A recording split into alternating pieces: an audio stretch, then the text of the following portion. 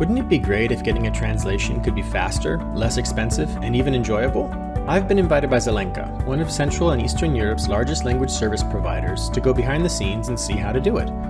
I'll be asking the important questions that matter most to anyone who relies on these services, and uncovering little-known tricks that you can start using today to make the whole process a lot easier. In this video, I'm joined by Roger Smith, one of ZELENKA's business development managers. Today, he's going to talk to us about the entire translation process and how communication can make that entire process smoother and much more effective. Thanks for coming, Roger. Pleasure. Roger, take us through the translation process. I know from experience that a lot of companies don't really think about the process itself or have much of an idea of the steps involved. Some people kind of joke that they think about a translation company as somebody, you just take them a translation and then magically 3 days later you get the same document back but in a different language. And we both know that there's more involved in that, but take me through the process because I think it's actually pretty interesting. Well, there's definitely not a lot of magic involved. Okay, that's one way to go. Yeah? It's very much a skillful process, but the process itself is quite a lot more complex than a lot of people think.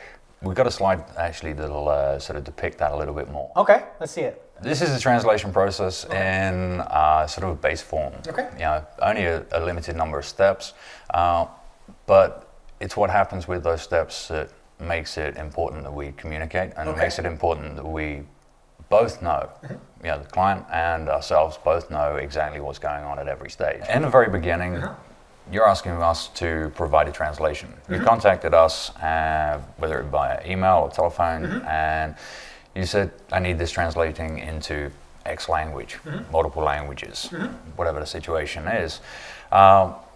At that point, we're going to ask you a lot of questions. Now, those questions are there because we're trying to make that process efficient. We're trying to make that process relatively enjoyable. Sure. Who doesn't want that? Right? Exactly. Yeah. And our key is to gain that information so that we can proceed further. Okay. So this is the first one, sending the inquiry. Yeah. So what's involved there? What happens when I send in an inquiry? Normally, as I said, you could send an email to us. That could include a file. Okay. What you want translating. It could include a link to a website that you want translating. Okay. Does that help? It does help. Okay. But it depends on what you send us. Okay. There are multiple types of files, obviously. Whether it be a Word document, a PDF, an Excel sheet. Okay. And each different file type has its own little challenges. Okay. What type of file is the easiest for you to work with? The easiest type of file for us to work with is something that's editable. Okay. Okay. That's the easiest and the simplest way to break it down. What does editable mean? Something that we can extract the text and we can analyze the text and we can put it through our processes, the magic, as you said earlier on, that produces the end product. Okay. If it's something like a PDF, which looks lovely, it's glossy, it's a beautiful piece of creation that you spent hours, weeks producing, we can't extract that text initially. Okay. That has to take another process. Okay. So PDFs are not the ideal? PDFs are not ideal. Okay. They include another process that it obviously has a knock-on effect to the cost. Okay. However, we can work with that to base a quote. Okay. We can estimate. Okay. Okay. What we prefer to do is, as I said, take editable formats so that we can utilize those straight away. Everything that you communicate helps you in this process, it helps us in this process. And that is ideally the situation we want to come to. Okay. We want to come to a situation of communication that we're on the same sheet, we're kicking it off on the right foot, and the process goes on from there. So we want to know from you what language combinations you're looking for this to be translated into. Okay. Ideally, we'd like to know a schedule from you. Okay. Like deadlines and stuff. Deadlines, when you need this document back by, or ideally, how long you think it's going to take. As I said, when it comes to file types, we need to have as much information there because we need to know how big this document is.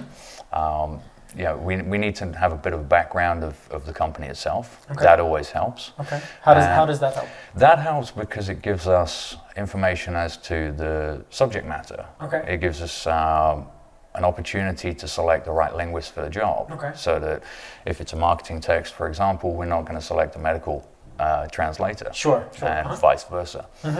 We're trying to get as much information from you so the process can move efficiently. Okay, so let's talk about the specific ways that different, like if I give you this information, here's how it helps this process. I think that's going to help me the most to understand all of this, right?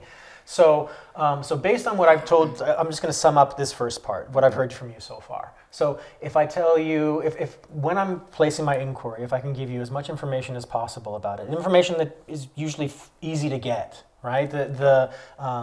Like when I need this by, what it's meant for, like the purpose of the text, and how many languages you need it translated into. Exactly. Right? Now, what happens in the next step? Basically, we're going to take every piece of information that you've given us. We're going to put that to our team in-house. We have a good number of project managers who all have their own specialist sort of areas as such.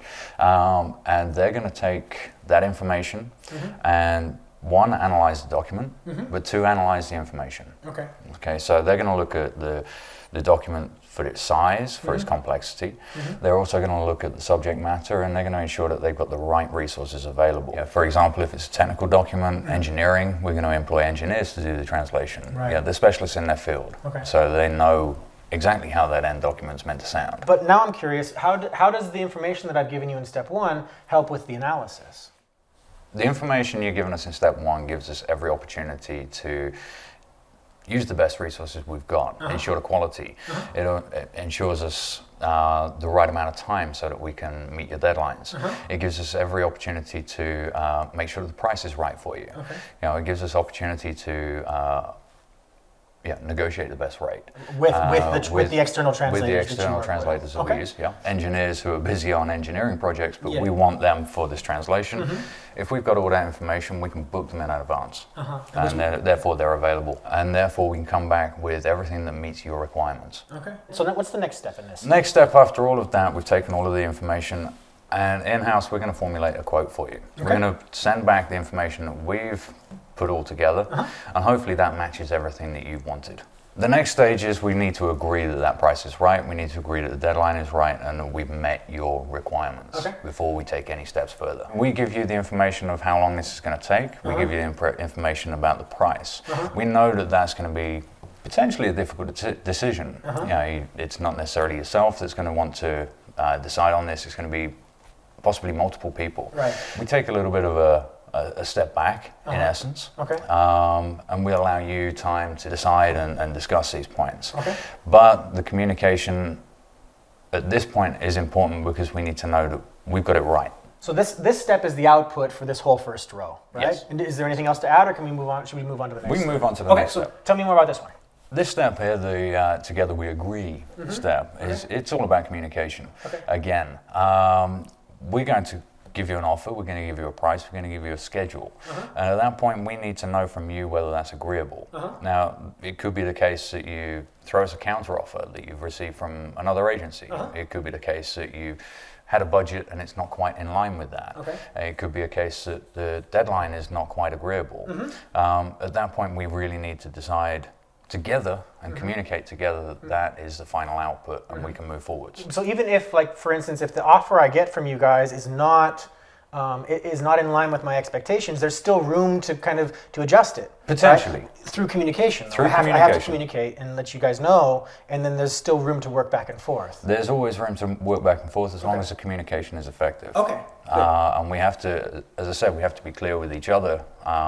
Even in the first stage where we were asking for as much information as possible, this is very much the same. We need to know as much information from you as possible. We do tailor the quote. So if we agree and the prices are right, the deadlines are right, and we've finalized the negotiation, the next step is for you, as you see there, is to place a purchase order. Confirm it with us. Let us know that that's all agreeable, and we can then move forwards and start the process. We move on to the final stage of this second tier.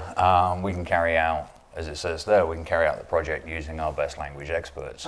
Those people that we've discussed with at the second stage here when we're analyzing, those people that we booked, and those people that are prepared and ready to make sure that that product is perfect for you. And we take over entire management of that project for you. So what you're talking about here is basically the translation process. Like literally the translation job. That's it. That's the final part of that tier. And we've handed everything off to the linguist. Okay, and so is that pretty much that's it, and we should move. We can move straight down. Okay, Yeah. so this is basically where I can influence the style, for instance, of a text, right? Through my input. You can offer us input about the style. You can change the way in which the document reads. You can basically give us all the direction at this point so that we produce exactly what you're looking for. Should I consider this a crucial part of the process, or I mean, can it be left out? I don't think you can leave this out. Okay. This is possibly the most crucial part of the translation process. Okay. We've employed the best linguists we possibly can, but without your input, they're not going to produce what you want. All right. So can you give me some specific examples of like how this kind of input process works then? Basically, through the process of the translation, the linguists themselves will actually come up with a list of questions. Okay. More often than not, anyway, where they have a conflict, a word that could be translated many ways, or the way in which you wish certain information to be translated or not be translated. Okay. And we need to put that information down, or should I say the linguist puts that information down, and he'll send that to us. We act as a bridge in that stage and send that information to you to clarify. Okay. That information is invaluable to us. Okay. Because that basically has a knock-on effect to the end quality. Right. Okay. If you can answer those questions and you give clarification, then it'll only improve the quality of the translation. Okay. Can you give me an example of what one of these questions could be? For example, if you talk about the way that you want your company to be named, or how it wants to sound, whether it's with ourselves, for example, a language service provider or a translation agency. The original may be one way, but the end product could be a multiple. Okay, so basically it's to clarify where, like, and basically kind of define your stylistics. Clarify the information, define the style, and that then can move forwards in the glossaries that we create to ensure that we do that throughout your translations for the future. Oh, so you actually like save this information so that I don't have to keep answering the same questions from these linguists. Basically, yeah. The information that you give us, the information that you clarify, we put into glossaries, we save that, and that then can move forwards to the next translation. Okay. And we apply those rules to the next translation and into the future. Okay, excellent. Okay, so if you don't have anything to add, move on to the next step? Please do. Okay, so if I've ordered something, this is where I finally see the translation. You get to see the end product. All right, so is there anything to add here? There's not a great deal to add at this point. Okay. We're going to deliver the end product to you, in the format that you've requested. Right. Hopefully everything's in line with what you've desired, and we're not going to rub our hands clean of this though. No, okay, because I think that goes on to the next. That's for the next step. The next step. Right. Okay, so let's move on to that one. Basically, it's exactly what it says. We look forward to the feedback. Okay. Hopefully, at that stage, we can. We've delivered your translation. Everything's perfect and wonderful, and you think it's great, and we can pop the champagne corks and go home. But in reality, that doesn't happen. There's always going to be something that needs to be changed. Okay. You can have a different preference. There's going to be something that wasn't picked up in the original issues with the terminology. Right. But because then that kind of makes sense, because at this stage, the first time we go through this stage, the questions are coming from the linguists themselves, so that's only what they're aware of. It's only what they're aware of and only what they've highlighted. If you get the final project back and there's something you realize that's not quite right, we take it back to that. Okay. So and then again, so we kind of repeat we rinse and repeat on the process, and we're quite happy to do that. Take it back, we'll look back at the terminology, we'll actually input any new terminology back into the glossaries. Okay, so again, all of this input gets saved. It's a circulation. Okay. But our ideal at the end is to ensure that the product is absolutely right for you. So this feedback process also seems really valuable, especially for the glossaries and kind of improving translations, like future translations. Indeed. Okay, so is there an expiration date to that, or is there a point that I frankly can't come back and work on this?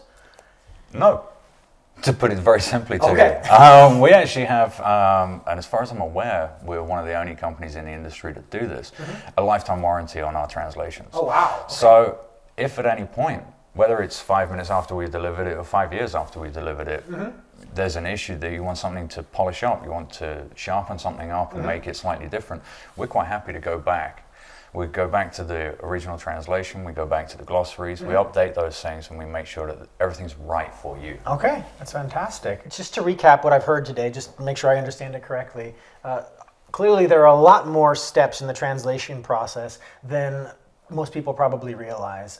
But one thing I heard consistently from you was that communication plays a really large, like a huge role in making each one of those steps more effective. Indeed. Right? And all of it, of course, leads to a better quality product.